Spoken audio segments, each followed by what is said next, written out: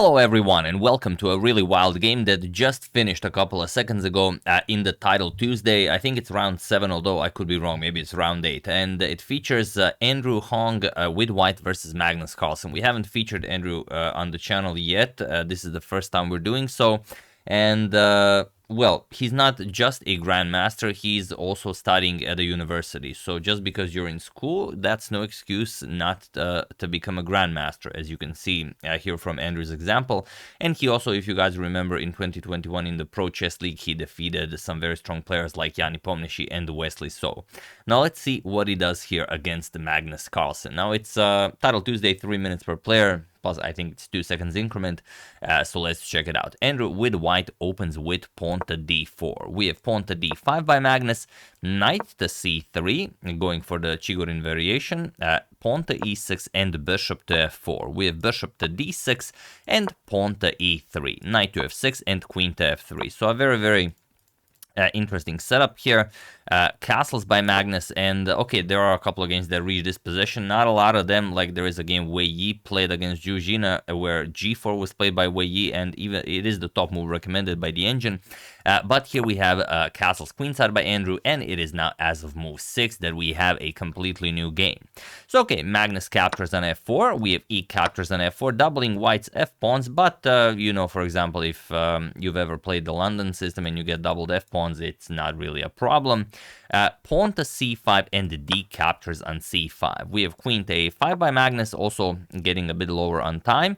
King to b1 and knight b to d7. Now Magnus wants to start advancing his queenside pawns, and of course Andrew wants to start advancing his kingside pawns. We have knight g to e2, knight captures on c5 and knight to d4. We have bishop to d7, developing the bishop, connecting rooks, and we start pushing pawns. Pawn to g4, pawn to b5 and pawn to g5.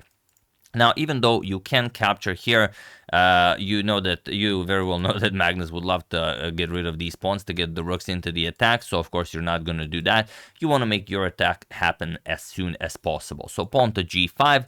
Pawn to b4, offering the knight on f6 for the knight on c3. So knight c to e2, and now knight f to e4. We have knight to c1 and knight to a4. And when you see a position like this, you know that this knight is coming to c3, where black will be putting immense pressure on that a2 pawn, and the white will either have to capture and open up the b file for the rook, or maybe somehow survive not capturing. We have bishop to d3, and Magnus doesn't even wait, he just plays knight 8 to c3 check.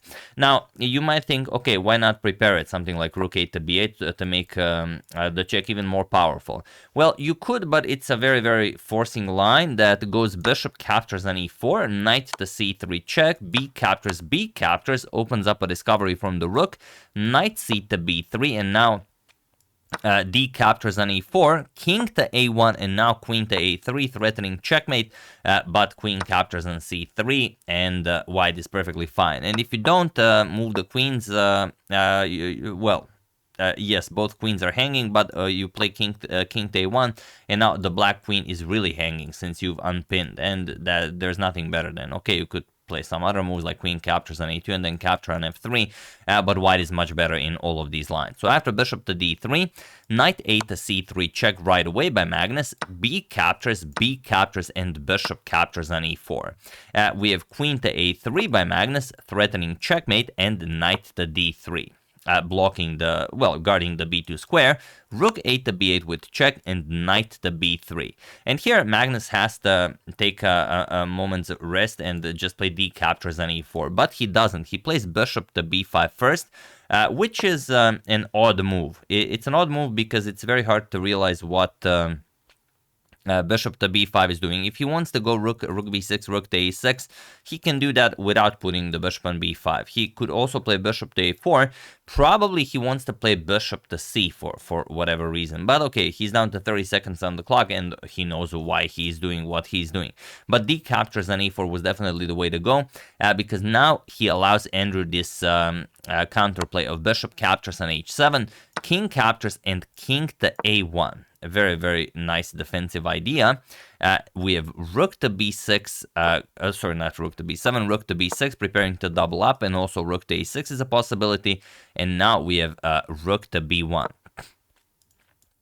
So you don't have to worry about bishop captures on d3. And also, even without this move, if you just play bishop captures on d3 to deliver checkmate, then queen captures on d3 comes with check. That's why bishop captures on h7 was so nice. And then you can also defend with rook to b1, or just queen captures on c3, whichever you prefer. So after king a1, rook to b6, and now rook to b1. So not worrying about queen to b2 checkmate.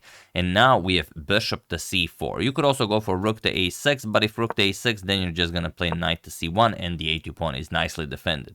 So after rook to b1, bishop to c4 by Magnus, and now knight d to c1. The trick here Magnus prepared is that after, let's say, something like h4 is played, there's queen captures an a2 check. And after this queen sacrifice, rook to a6 is checkmate. So that's probably why Magnus missed some of the lines, because he saw this checkmate. He thought, okay, of course Andrew will miss that, and we're going to have an easy victory. But nope, Andrew finds everything. Knight d to c1. We have pawn to a5. Now Magnus just wants to continue the attack. Queen captures on c3. We have pawn to a4. Queen to h3 check. King to g8, and now queen to e3. Rook f to b8, Magnus doubles up on the b file, and now pawn to h4. Here, much stronger with something like g6 with rook to g1, but a few seconds on the clock, of course, you just want to make good moves. Pawn to h4. Pawn to d4, Magnus finds this instantly. Queen captures on d4, and now a captures on b3.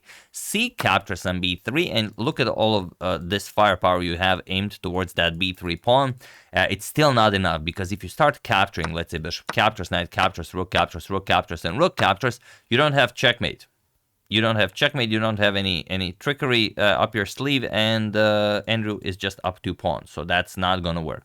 So that's why Magnus goes bishop to d5. He wants to have bishop to e4 as an option. Also, it comes with tempo on the rook. Rook to h3, rook to g1 also was a possibility. Rook to c6. Now Magnus shifts the rooks away from the b to the c file. Rook to c3, and now rook b to c8. We have rook captures on c6 with knight to e2. White has a winning position, but again, a few seconds on the clock. Rook captures on c6. We have rook captures on c6, and now queen to d2. Again, with knight to d3, Andrew is better, but after queen to d2, now he runs into bishop to e4, attacking the rook.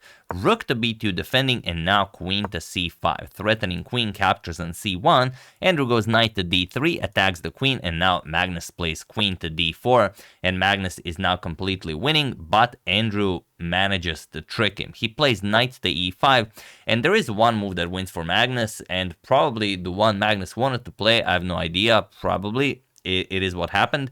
But feel free to pause the video and try to find this idea while I give you a couple of seconds. I'm only giving you 10 seconds because that's how much Magnus has here. So for those of you who were able to do it, congratulations on not blundering the game like Magnus with rook to c1, and congratulations to everyone who found rook to c2. This is the move in question, and the move that would win the game brilliantly. Now, the reason why it wins the game brilliantly is that, okay, white can capture your queen, but if you capture the queen, then rook c1 check, only move is rook b1, and the bishop covers b1. Rook captures on b1 is checkmate, so there's that. If you don't capture the queen, what else can you do? Okay, maybe you defend knight to c4. Now everything is nicely defended. But again, rook captures on b2, and there's nothing better. If you capture the queen, again, just rook to b1 checkmate. If you don't capture the queen, what else will you do? If you capture the rook with the knight, then your queen is undefended. And if you, of course, capture the rook with the queen, then you have the queen d1 check, and it's the same checkmate as you would have with the rook. And the only other move after rook to c2 is okay, you don't capture the queen, you don't go knight to c4. What else? What else can you play? You can play queen captures on c2. Sure, that is a possibility, but then just bishop captures on c2. The rook can't even move, and okay, you have a queen for a rook, of course, a completely winning position. But after knight to e5, Andrew managed to play a mind trick on Magnus, and Magnus grabbed the rook, but he did not drop it on c2. He dropped it all the way on c1, and now Andrew just captured it because it's a free rook, and he was in this position on move 38 that Magnus Carlsen resigned the game, as there is nothing more to be done here. So brilliant stuff by both of them. It was a true clash of titans, but Andrew was the better player here, and now, well, he has also defeated one Magnus Carlsen. So yeah, that's the game. Hope you guys enjoyed it. Be careful where you drop your rooks. Online chess is very, very tricky.